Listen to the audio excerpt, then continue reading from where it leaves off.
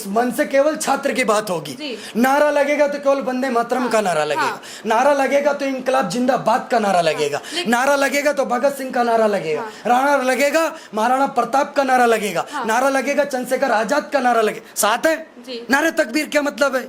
ओला उबर का क्या लेना देना है? दोबारा भी हुआ, रिजल्ट भी आया, नहीं होना चाहिए, जिन्होंने करा उनको सजा मिलनी चाहिए, लेकिन आप फिर उस मंच से आपकी बात क्यों कोई सुनेगा?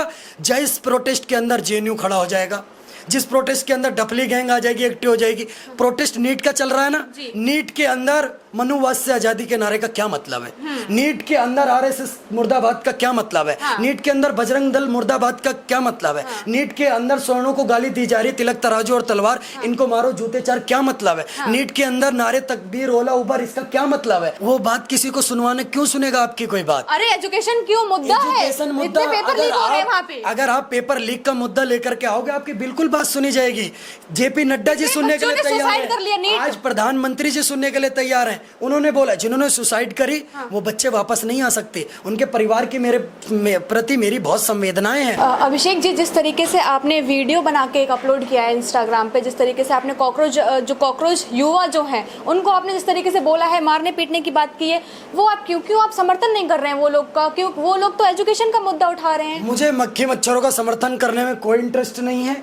इस देश के अंदर छात्रों का समर्थन शुरुआत से करता था, अभी भी कर रहा हूं, कल भी करूंगा, लेकिन छात्र की आड़ में कोई भारत को तोड़ने की बात करेगा, भारत को नेपाल बनाने की बात करेगा, बांग्लादेश बनाने की बात करेगा, पार्लियामेंट में आग लगाने की बात करेगा, उमर खालिद सरजिल इमाम का समर्थन करने का काम करेगा, प्रभु श्री राम सीता माता का अपमान करने का काम करेगा, प्रेमानंद जी महाराज जी को गाली देने का काम करेगा, इस देश के अंदर ये कहने का काम करेगा कि नाम रहेगा अल्लाह का, जंतर मंतर से नारे तकबीर ओला उबर कहने का काम करेगा, और ये बोलने का काम करेगा कि इनको खदेड़ देंगे, पार्लियामेंट पे कब्जा कर लेंगे, नरेंद्र मोदी की मां को गाली देने का काम करेगा, पूरे देश की बदनामी कराने का काम करेगा, निर्दोष पुलिस वालों के ऊपर पत्थर चलाने का काम करेगा, पुलिस की गाड़ियां लूटने का काम करेगा, आपकी जैसी महिला पत्रकारों के साथ छेड़छाड़ करने का काम करेगा, उनकी लिंचिंग करने का मैं समर्थन नहीं कर सकता। ये आतंकवादी हैं, टाइम बॉम्ब है ये। लेकिन अभी जिस तरीके से आपने बोला कि जो दिल्ली पुलिस के ऊपर हमला किया, लेकिन लाठीचार्ज तो उन्होंने भी किया था ना, कितने लोग वहाँ पे घायल हो गए थे, युवा आए थे प्रोटेस्ट करने के लिए। लाठीचार्ज क्यों नहीं करेगी दिल्ली पुलिस? जब दिल्ली पुलिस ने कह दिया कि धारा 144 यानी बीएनएस की धारा 163 लागू हो गई नई दिल्ली के अंदर, तो आपको जाना ही नहीं चाहिए। आप तो संविधान को मानते, लेकिन आप तो बाबा साहब अम्बेडकर के संविधान को मानते ना, उसी को ले लेकर लहराते ना लाल किताब, जय भीम जय भीम। ये जब आया था अमेरिका से, तो ये निकला था तो जय भीम लाल किताब लेके निकला था कि नहीं? तो उसी लाल किताब ने बोला कि 163 लगी हुई है, यहाँ मत आओ, 4 लोग से ज्यादा नहीं इकट्ठा हो सकता। क्यों गए वहां पर? संविधान का अपमान नहीं करा आपने? एक मिनट बताइए ना, अभी 35 दिनों से प्रोटेस्ट चल रहा है, तो क्यों नहीं बोला गया किसी ने? उनकी बात क्यों नहीं सुनी गई? क्यों वो नौबत आई कि उनको संसद तक जाना पड़ा? वो बात किसी को सुनवाने क्यों सुनेगा आपकी कोई बात? अरे एजुकेशन क्यों मुद्दा है? इतने पेपर लीक हो रहे हैं वहाँ पे। अगर आप पेपर लीक का मुद्दा लेकर के आओगे, आपकी बिल्कुल बात सुनी जाएगी।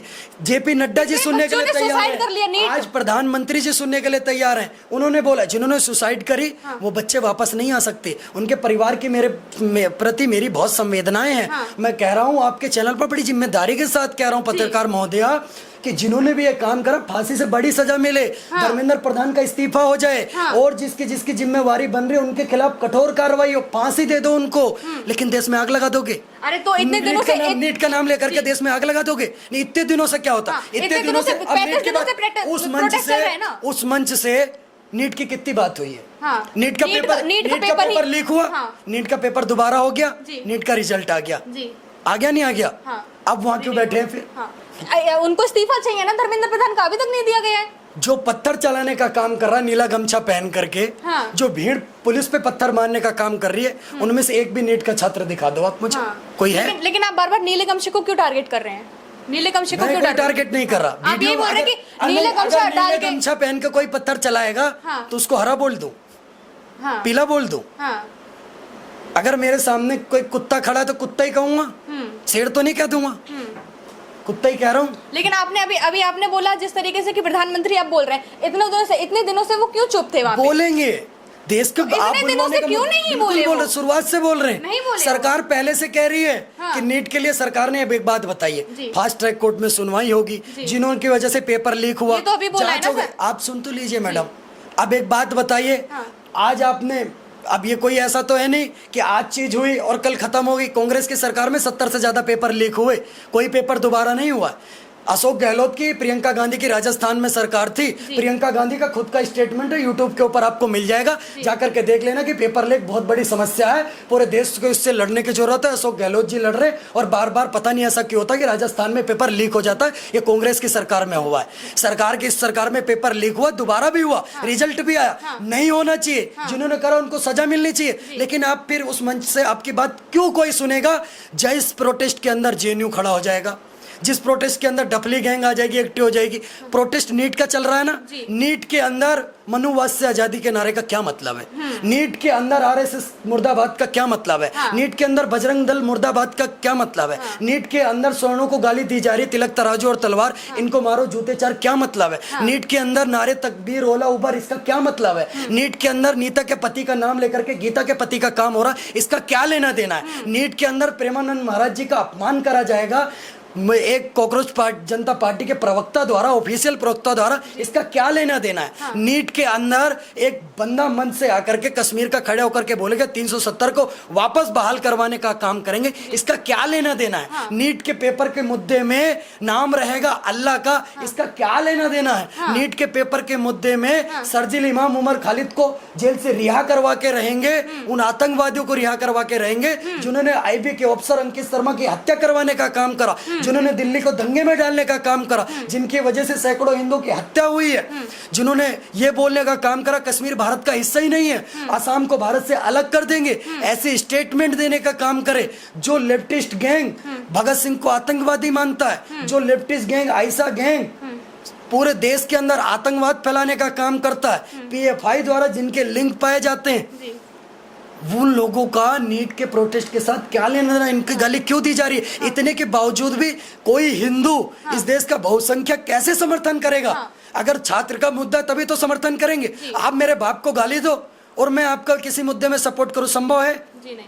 आप ये बोलिए कि यहाँ से इस मन से केवल छात्र की बात होगी। नारा लगेगा तो केवल वंदे मातरम का नारा लगेगा, नारा लगेगा तो इंकलाब जिंदाबाद का नारा लगेगा, नारा लगेगा तो भगत सिंह का नारा लगेगा, नारा लगेगा महाराणा प्रताप का नारा लगेगा, नारा लगेगा चंद्रशेखर आजाद का नारा लगेगा। साथ है नारे तकबीर, क्या मतलब है?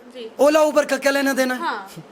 लेकिन अभी जिस तरीके से आपने बोला कि 70 साल में 70 पेपर लीक हुए कांग्रेस के राज में, लेकिन बीजेपी को तो इसीलिए लाया गया था ना सर कि पेपर लीक ना हो। आप बार बार बीजेपी को इतना क्यों सपोर्ट कर रहे हैं? मैंने कहा सपोर्ट करा, आप ही बोल रहे हैं कि अभी कह रहा हूँ आपके चैनल पर अभी बोला मैंने कि पेपर लीक हुआ, पेपर दोबारा हुआ, रिजल्ट भी आया, उनकी सरकारों में कुछ नहीं हुआ।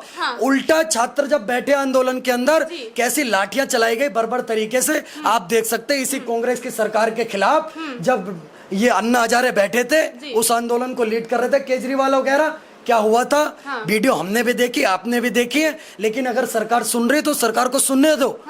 इस सरकार की भी गलती, सरकार कमेटी बना रही है, पेपर आगे से लीक ना हो, ये सरकार की जिम्मेवारी है, जिनकी वजह से उनको फांसी दे दो। ये तो नीट वाले भी नहीं बोल रहे, जितनी बड़ी बात मैं बोल रहा हूँ कि जिनकी वजह से लीक हुआ है उनको फांसी दे दो। लेकिन अगर बात करें जिस तरीके से सोनम वांगचुक वहाँ पे हंगर स्ट्राइक पे बैठे, एजेंट है वो, दलाल नंबर 1।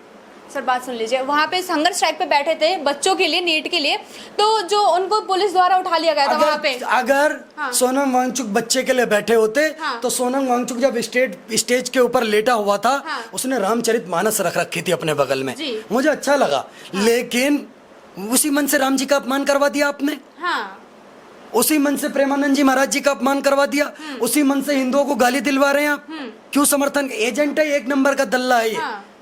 अच्छा, जिस तरीके से उनको उठा के लेके गए थे, तो अभिजीत का बयान आया था कि वो जो लेकर गए थे वो पुलिस, दिल्ली पुलिस नहीं थी, वो आरएसएस के गुंडे थे। अभिजीत दीप के तो किसी को भी पापा बोल देगा, उसमें ज्यादा सोचने की बात नहीं।